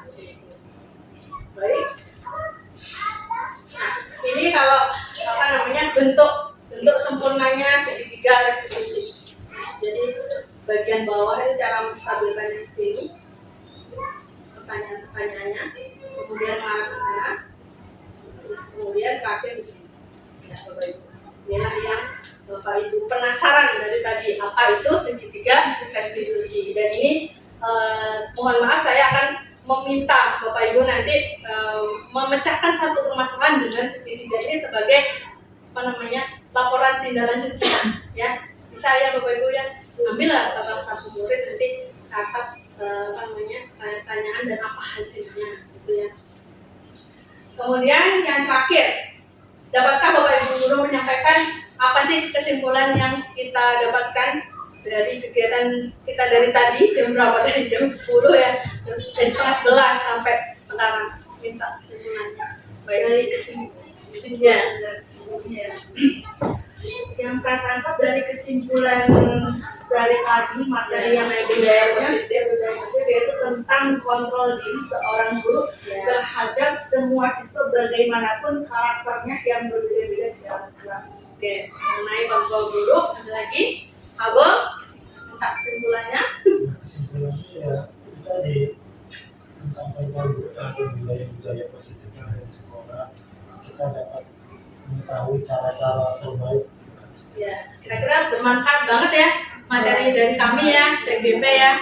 Mohon maaf jika ada beberapa penjelasan yang kiranya ada kurang dan lebihnya gitu loh, karena kami hanya berusaha untuk menularkan apa yang kami dapatkan. Semoga Bapak Ibu guru dapat mengimplementasikan apa yang sudah kami sampaikan. Dan di sini kami meminta rencana tindak lanjut Bapak Ibu guru, yaitu mengenai pengimplementasian penyusunan keyakinan kelas. Nanti akan saya minta file-filenya, boleh ya Bapak Ibu guru ya, karena ini untuk laporan kami juga. Jadi tidak hanya mensosialisasikan, tapi Bapak Ibu guru juga bisa mempraktekkan. Oh seperti itu toh membuat keyakinan kelas. Nanti jika ada kekurangan penjelasan yang kurang jelas dari saya, nanti bisa saya berikan materi-materi yang saya sampaikan tadi. Tadi kunci-kuncinya apa saja. Kemudian yang kedua, saya juga minta satu penyelesaian permasalahan yang Bapak Ibu temui di kelas ya, mengenai satu masalah siswa saja, nggak usah banyak-banyak, dan penerapannya dengan segitiga restitusi itu hasilnya bagaimana, jujur gitu ya, jujurnya gimana. Baik, Bapak Ibu guru sudah selesai di penghujung sosialisasi dari budaya positif ini. Bu Eka maju ke depan, kita tutup semua ini. Ya, terima kasih atas perhatiannya. Mungkin dari Bu Eka ada lagi yang disampaikan. Untuk di akhir sosialisasi kami berdua selaku calon guru penggerak angkatan ke-9 Kota Balikpapan, saya khususnya berterima kasih atas kesediaan Bapak Ibu untuk dapat meluangkan waktunya menghadiri sosialisasi ini. Semoga apa yang kami sampaikan berguna untuk diterapkan dalam pembelajaran kita di kelas masing-masing. Sehingga budaya positif ini dapat mengangkat dan dapat meningkatkan kualitas yang ada di sekolah kita masing-masing. Baik, terima kasih. Saya ucapkan sekali lagi salam guru penggerak, tergerak, bergerak, dan menggerakkan. Bapak Ibu guru kalau pengen tahu apa artinya ini, besok masuk CGP angkatan 11. Ya, kami tunggu.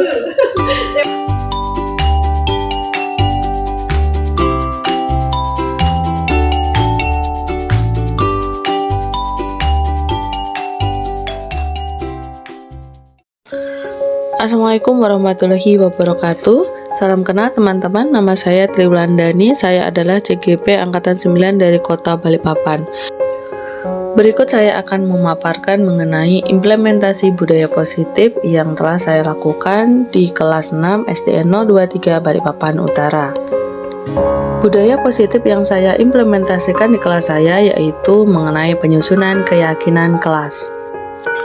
Implementasi budaya positif yang ada di kelas saya lakukan dalam 3 tahap. Yang pertama yaitu tahap perencanaan, kemudian yang kedua adalah tahap pelaksanaan, dan yang ketiga adalah tahap refleksi. Berikut adalah tahap perencanaan. Dalam tahap perencanaan, saya melakukan 2 kegiatan, yaitu yang pertama berbagi pendapat dengan rekan sejawat, dan yang kedua adalah persiapan alat-alat dan bahan diskusi. Dalam kegiatan pertama, berbagi pendapat dengan rekan sejawat. Sebelum saya melakukan hal tersebut, saya mengadakan pemberitahuan kepada kepala sekolah mengenai kegiatan yang akan saya lakukan. Kemudian setelah itu saya berdiskusi dengan beberapa rekan sejawat untuk memberikan informasi juga mengenai budaya positif yang akan saya lakukan dan meminta saran serta ide dari teman-teman. Kemudian untuk bagian yang kedua, persiapan alat-alat dan bahan diskusi ini, saya menyiapkan kertas karton, kertas notes, selotip, serta pulpen. Selanjutnya adalah tahap pelaksanaan. Dalam tahap pelaksanaan ini saya melakukan dua kegiatan. Yang pertama yaitu mengarahkan murid dan yang kedua adalah membersamai murid.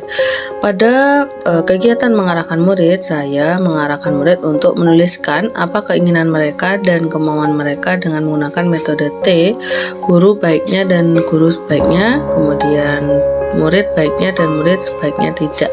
Nah, dengan seperti itu murid akan menyampaikan beberapa pendapat yang dia inginkan. Kegiatan yang kedua yaitu kegiatan membersamai. Dalam membersamai murid, guru berpihak menjadi penyemangat untuk memotivasi murid dalam menuliskan pendapatnya mengenai kelas yang mereka inginkan.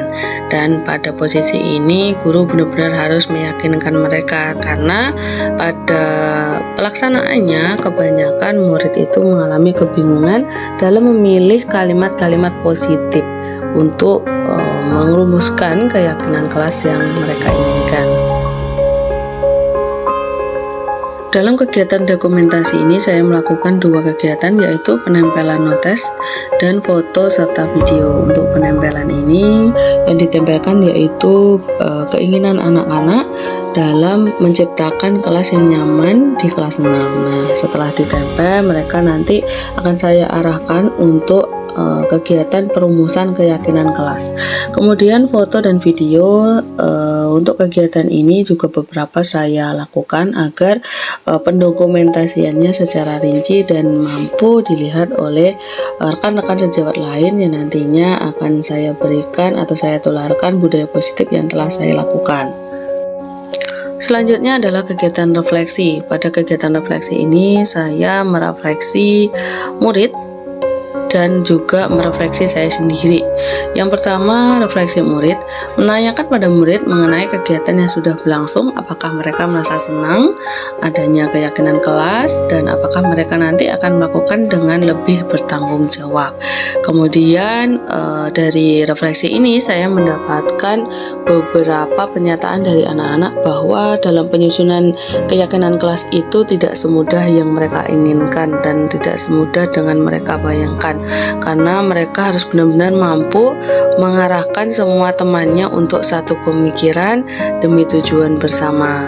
Kemudian pemilihan kalimat itu juga mereka ada beberapa yang kurang mampu.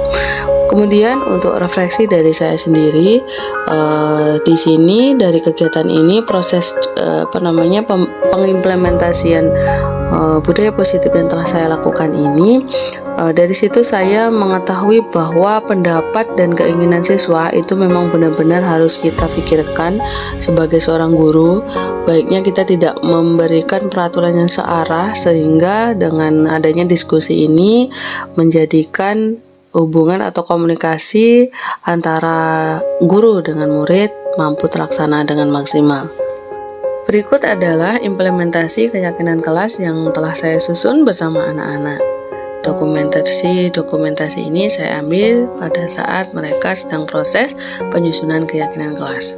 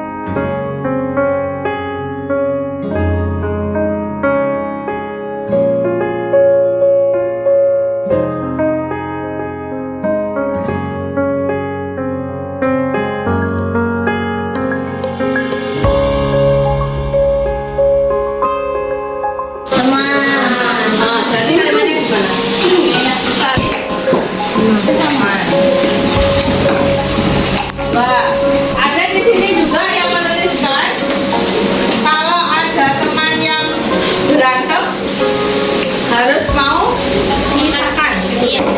Yang menulis di situ. Mulai. Berarti kira-kira ditulis di situ gimana? Kamu dalam teman satu kelas tuh harus gak berantem tuh berarti kamu saling apa toh? Saling menghormati.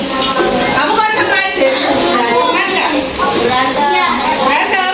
Sering, Bu. Jadi biar nggak berantem harus ada rasa apa? Oh, pintar. Berarti harus ada rasa saling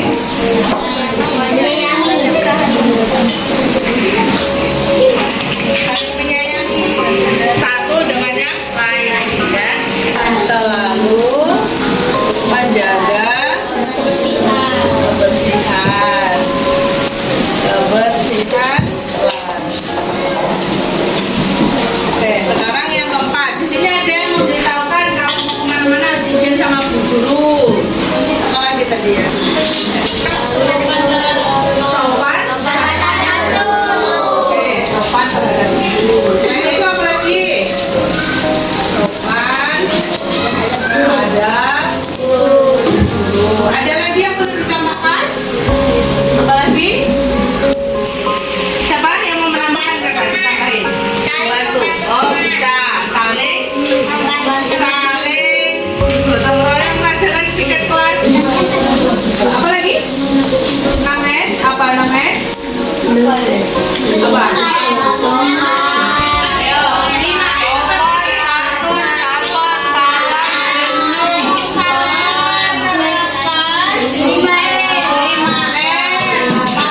Menerapkan 5S. Berarti di kelas kamu tidak boleh. Boleh berarti kamu buta-buta. Tidak boleh loh. Harus sopan kok, harus ramah. Dan selalu menjaga kebersihan. Ini sudah makan di sini ya. Selalu menjaga ke